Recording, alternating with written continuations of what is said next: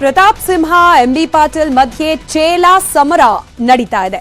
ಸಂಸದ ಪ್ರತಾಪ್ ಸಿಂಹಗೆ ಚೇಳಾಗಿರಿ ಮಾಡಿ ರೂಢಿ ಇರಬೇಕು. ಇವರು ಚೇಲ ಅಂತಾರೆ, ಬಿಎಲ್ ಸಂತೋಷ್ ಚೇಳು ಅಂತಾರೆ. ಬಹುಶಃ ಸಂತೋಷ್ ಬುಟ್ಟಿಯಲ್ಲಿ ಇಂಥ ಚೇಳುಗಳೇ ಇರಬೇಕು ಅಂತ ಸಚಿವ ಎಂಬಿ ಪಾಟೀಲ್ ವಾಗ್ದಾಳಿ ನಡೆಸಿದ್ದಾರೆ. ಏನೋ ಒಕ್ಕರಿಗಿರನ್ನ ಮಾಡ್ತಾ ಇದ್ರೆ ಅಂತೇಳಿ ಈ ಪ್ರತಾಪ ಸಿಂಹ ತಲೆ ಕೆಟ್ಟದೆ ಕಾಣೋದು, ಒಯ್ದವನು ಜಾತಿಗೆ ಒಯ್ದು ಹಚ್ಚುವಂಥದ್ದು. ಇವೆಲ್ಲ ಚಿಲ್ಲರೆ ಮನಸ್ಥಿತಿ ಇದು ಪ್ರತಾಪ ಸಿಂಹಂದು. ಈ ಚಿಲ್ಲರೆ ನೋಟು ಕಂತೆ ಮಾತಾಡೋಕೋಬೇಡಿ. ನನಗೆ ಗೊತ್ತಿದೆ ನಿಮಗೆ ಆ ಖಾತೆನಲ್ಲಿ ನಿಮಗೆ ಚಿಲ್ಲರೆನೇ ಸಿಕ್ಕೋದು ಅಂತ.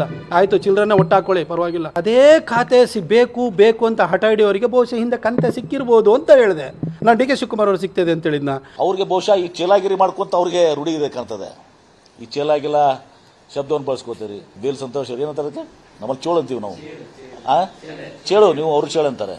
ಬಹುಶಃ ಸಂತೋಷ್ ಅವರು ಬುಟ್ಟಾಗ ಬಹಳಷ್ಟು ಚೇಳುಗಳು ಇರಬೇಕು ಅವ್ರು ಅದರಲ್ಲಿ. ಇಷ್ಟೆಲ್ಲ ರಾಜಕೀಯ ವಾಕ್ಸಮರ ನಡೀತಿರುವಾಗ ಸರ್ಕಾರ ನಡೆಸ್ತಿರೋ ಕಾಂಗ್ರೆಸ್ ಅನ್ನ ಕಟ್ ಹಾಕೋಕೆ ವಿರೋಧ ಪಕ್ಷಕ್ಕೆ 100 ಅಸ್ತ್ರ ಸಿಗ್ತಾ ಇದೆ. ಆದ್ರೆ ಬರೀ ಅಸ್ತ್ರ ಇದ್ರೆ ಏನ್ ಉಪಯೋಗ? ಅಸ್ತ್ರ ಹೂಡಿ ಯುದ್ಧ ಮಾಡೋಕೆ ನಾಯಕ ಬೇಕಲ್ವಾ? ಬಿಜೆಪಿ ಪಾಲಿಗೆ ಅದೇ ಇಲ್ಲ.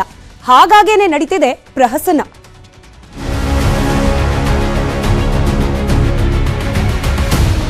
ರಾಜ್ಯದಲ್ಲಿ ಕಾಂಗ್ರೆಸ್ ಏನ್ ಮಾಡಿದ್ರೂ ಕೇಳೋರಿಲ್ಲ. ಆಗಾಗ ಕುಮಾರಸ್ವಾಮಿ ಅಬ್ಬರಿಸಿ ಸುಮ್ಮನಾಗ್ತಾರೆ. ಆಗಾಗ ಬಿಜೆಪಿಯಿಂದ ಒಂದೆರಡು ಮದ್ದುಗುಂಡು ಸಿಡಿಯುತ್ತವೆ. ಸಾಲು ಸಾಲು ಸಮಸ್ಯೆಗಳಿದ್ದರೂ ಕೂಡ ಬಿಜೆಪಿಯವರು ವಿಪಕ್ಷ ನಾಯಕ ಆಯ್ಕೆ ಮಾಡೋಕೆ ಮನಸ್ಸು ಮಾಡಿಲ್ಲ.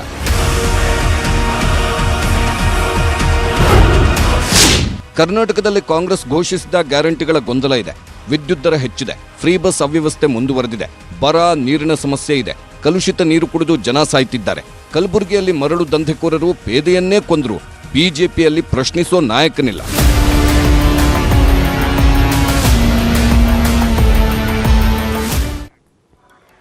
ವಿಧಾನಸಭಾ ಮಹಾಕದನ ನಡೆದು ಕಾಂಗ್ರೆಸ್ ಗೆದ್ದು ಅಧಿಕಾರ ಕೂಡ ಹಿಡಿದಿತ್ತಾಯಿತು. ಈಗ ಮಿನಿ ಕದನಗಳ ಸರದಿ.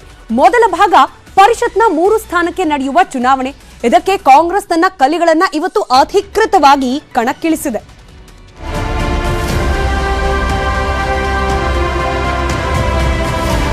ವಿಧಾನ ಪರಿಷತ್ತಿನ 3 ಸ್ಥಾನಗಳಿಗೆ ನಡೆಯುವ ಉಪಚುನಾವಣೆಗೆ ಕಾಂಗ್ರೆಸ್ನ 3 ಅಭ್ಯರ್ಥಿಗಳು ನಾಮಪತ್ರ ಸಲ್ಲಿಕೆ ಮಾಡಿದ್ದಾರೆ. ಜಗದೀಶ್ ಶೆಟ್ಟರ್, ಎನ್ಎಸ್ ಬೋಸರಾಜು ಹಾಗೂ ತಿಪ್ಪಣ್ಣ ಕಮಕನೂರು ನಾಮಪತ್ರ ಸಲ್ಲಿಕೆ ಮಾಡಿದ್ರು. ಮುಖ್ಯಮಂತ್ರಿಗಳಂತ ಸಿದ್ದರಾಮಯ್ಯನವರು ಮತ್ತು ಉಪಮುಖ್ಯಮಂತ್ರಿ ಮತ್ತು ರಾಜ್ಯ ಕಾಂಗ್ರೆಸ್ನ ಅಧ್ಯಕ್ಷರಂತ ಡಿ ಕೆ ಶಿವಕುಮಾರ್ ಅವರ ನೇತೃತ್ವದಲ್ಲಿ ಈ ನಾಮಪತ್ರ ಸಲ್ಲಿಕೆ ಕಾರ್ಯಕ್ರಮ ಆಯಿತು.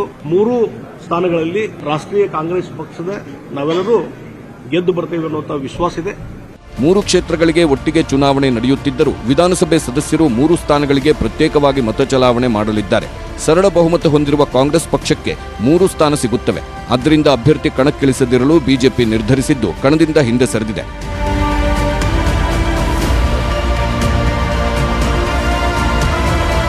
ಶೆಟ್ಟರ್ಗೆ ಕಾಂಗ್ರೆಸ್ ಪರಿಷತ್ ಸಭಾಪತಿ ಸ್ಥಾನದ ಆಫರ್ ನೀಡಿದೆಯಂತೆ. ಆದರೆ ಸಭಾಪತಿ ಸ್ಥಾನ ಸ್ವೀಕರಿಸಲು ಶೆಟ್ಟರ್ ಹಿಂದೇಟು ಹಾಕಿದ್ದಾರೆ ಎನ್ನಲಾಗಿದೆ. ಬದಲಿಗೆ ಸಂಪುಟ ಪುನರಚನೆ ವೇಳೆ ಅವಕಾಶ ನೀಡಿ ಎಂಬ ಬೇಡಿಕೆ ಇರಿಸಿದ್ದಾರಂತೆ. ಈ ಮಿನಿ ಕದನಗಳ ಸಾಲಿಗೆ ಇವತ್ತು ನಡೆದ ಹುಬ್ಬಳ್ಳಿ ಧಾರವಾಡ ಪಾಲಿಕೆಯ ಮೇಯರ್ ಉಪಮೇಯರ್ ಚುನಾವಣೆ ಕೂಡ ಸೇರ್ಪಡೆಯಾಗಿದೆ. ಶೆಟ್ಟರ್ ವರ್ಸಸ್ ಜ್ಯೋತಿ ರೀತಿ ಆಗಿದ್ದ ಈ ಒಂದು ಚುನಾವಣೆ ಪ್ರತಿಷ್ಠೆಯ ಕದನದಲ್ಲಿ ರೆಸಾರ್ಟ್ ರಾಜಕೀಯ, ಅಡ್ಡ ಮತದ ಆತಂಕ ಎಲ್ಲ ಕೂಡ ಇತ್ತು. ಆದರೂ ಕೂಡ ಕೊನೆಗೆ ಆಗಿದ್ದು ಇಷ್ಟು.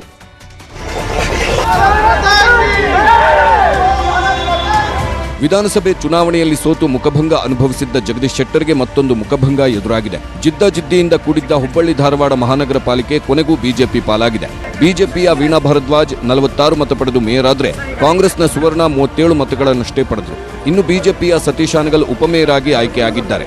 ನೀರು ಮತ್ತು ಹಾಗೂ ಕಸ ವಿಲೇವಾರಿ ಇದಕ್ಕೋಸ್ಕರ ಹೆಚ್ಚಿನ ಆದ್ಯತೆಯನ್ನು ಕೊಡ್ತೀನಿ. ಸ್ಮಾರ್ಟ್ ಸಿಟಿ ಬಗ್ಗೆ ಸ್ವಲ್ಪ ತಿಳ್ಕೊಂಡು ಅಧಿಕಾರಿಗಳ ಜೋಡಿ ಮಾತಾಡಿ ಅದು ಸ್ಥಳದಲ್ಲಿ ಹೋಗಿ ನೋಡಿ ಅದನ್ನು ಆದಷ್ಟು ಬಗೆಹರಿಸಲಿಕ್ಕೆ ನಾನು ಪ್ರಯತ್ನವನ್ನು ಮಾಡ್ತೀನಿ. 82 ಸದಸ್ಯ ಬಲದ ಪಾಲಿಕೆಯಲ್ಲಿ ಅಧಿಕಾರ ಹಿಡಿಯಲು 46 ಮತ ಬೇಕಿತ್ತು.